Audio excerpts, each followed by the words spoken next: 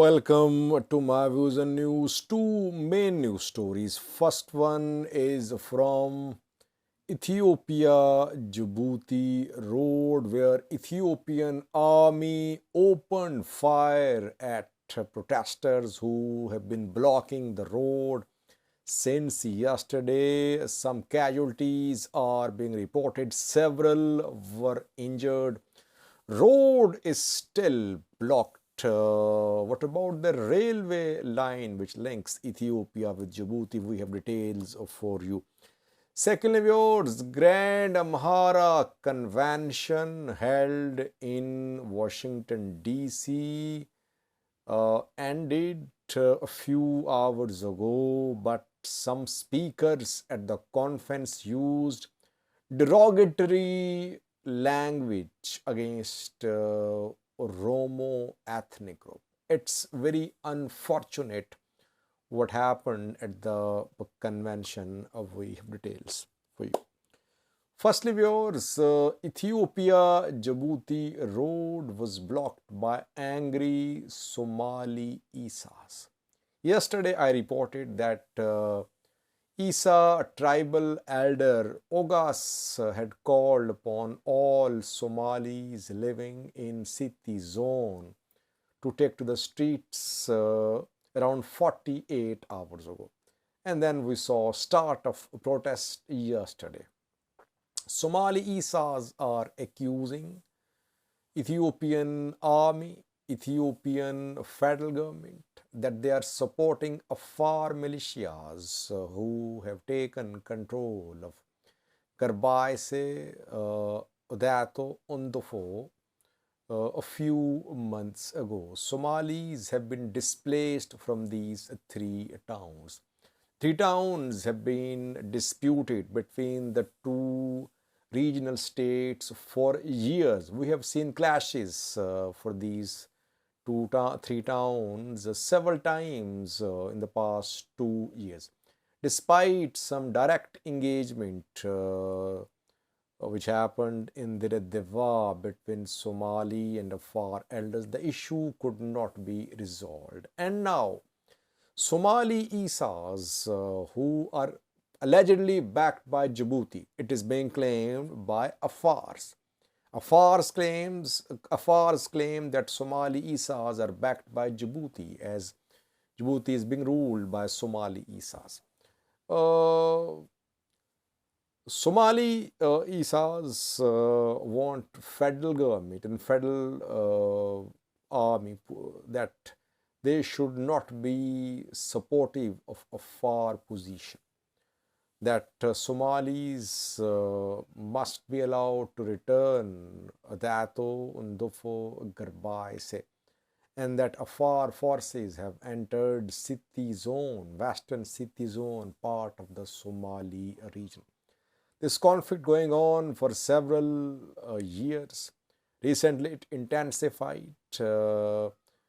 Somalis claim that in the war on Tigray, Afar region supported Ethiopian federal government. That is why Afar region is being rewarded by Ethiopian federal government. Now, what happened is that Ethiopian National Defense Force obviously arrived at the scene of protests. It tried to disperse the protesters in Aisha.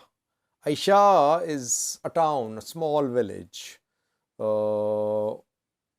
on Ethiopia-Djibouti road, close to Ethiopia-Djibouti border, on Ethiopia side of the border. The road is blocked in several locations. Apart from Aisha, we have received information from Hedigala, Shinile, Erer, Bake. In all these towns and small villages, road and railway line between Ethiopia and Djibouti are blocked on Ethiopia's side of the border. So Ethiopian army negotiated with angry Somali Isa protesters in Aisha reportedly.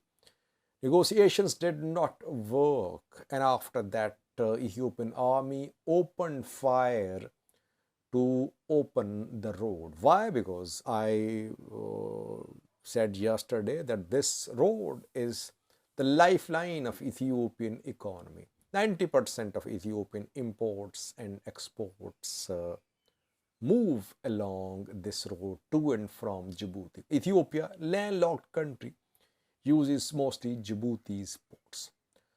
Now, what is being reported is that at least 3 people died in the shooting carried out by security forces, by Ethiopian National Defense Force. Several have been injured. Several have been arrested. Road is still blocked, not only in Aisha but also in other locations, in other areas, from Deva to through Somali region, through Sitti towards Djibouti. Railway line is also blocked. Rail service is suspended. Ethiopian federal government will have to intervene. The issue is becoming a serious issue. Why? Because Somali Isa tribal elder Ogas, who is tribal elder of Somali Isas living in Ethiopia, Somalia and Djibouti, asked Somalis to protest. That is why federal government will have to intervene now. Use of force is not going to work because tribal elders are backing, opposition parties in the Somali region are backing these protests. We have received a clip of a youth who was arguing with Ethiopian National Defense Force when ENDF tried to open the road. He was asking ENDF that first of all displaced Somalis be allowed to return to Garbaise or Dato, then the road will be opened. And then police opened fire, and this youth was killed in the use of force in firing by Ethiopian National Defense Force reportedly. 2 clips for you. First one shows ENDF at the place of protest trying to open the road. Second clip shows the youth who argued with Ethiopian army members. Later, he was shot dead reportedly.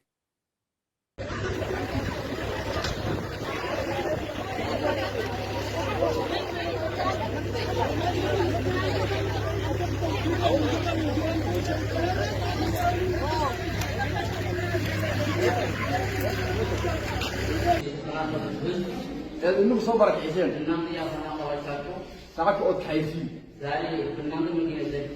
شو كود حيسي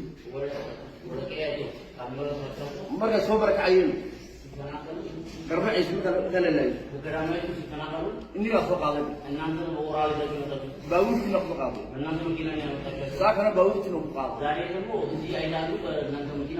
قرب عيسي يلقوا بيه dadka intaan kala geeyay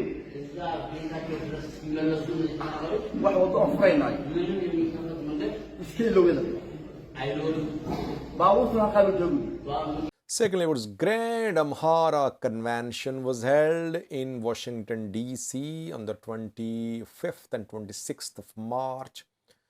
As we have been reporting that an effort is being made to unite Amhara diaspora against Ethiopian PM Abiy's government, which is being declared an Oromo government. The government is working to expand Oromo influence, to monopolize Oromo hold in Ethiopia.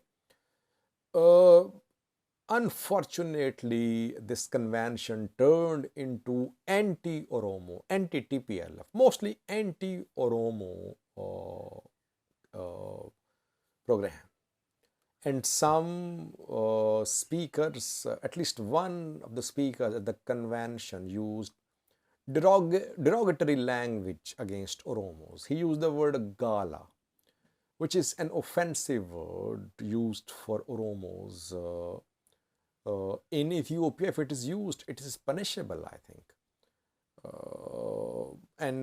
This word was used by some speakers, at least one speaker at Grand Amhara Convention, which was held in Washington, D.C. No one condemned. Yes, there are some people who use such language, But organizers should have condemned the use of this sort of language, but now no condemnation was seen there. The program was organized by FANA, Federation of Amharas in North America, and CASA, Canadian Amhara Societies Alliance. Obviously, AAA was there too, Amhara Association of America. Mirza Muhammad participated too. Mirza Muhammad, who is in the US these days, she was honored with an award for her journalistic work when she covered issues of the Amhara people in her reports this year and last year. It is unfortunate. It shouldn't have happened. Now, Oromos living in the US are considering start of legal action. They are planning to file a legal case against the convention organizers and the person who used this derogatory language against Oromos. TPLF was criticized too. Unity within Amhara group does not mean that this unity should be against some groups. It's unfortunate that the convention turned into sort of hate speech against other ethnic groups. It shouldn't have happened. And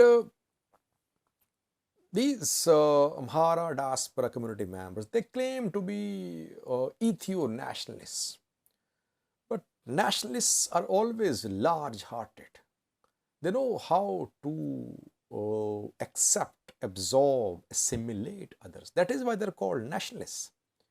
If they are followers of a particular ideology, if they are loyal to a particular ethnic group, they're not nationalists. Amhara diaspora members and Amhara ethnic group, they claim to be nationalists. Nationalists should not be hateful towards other ethnic groups. This language should be condemned, which was used at the convention. Thank you for watching.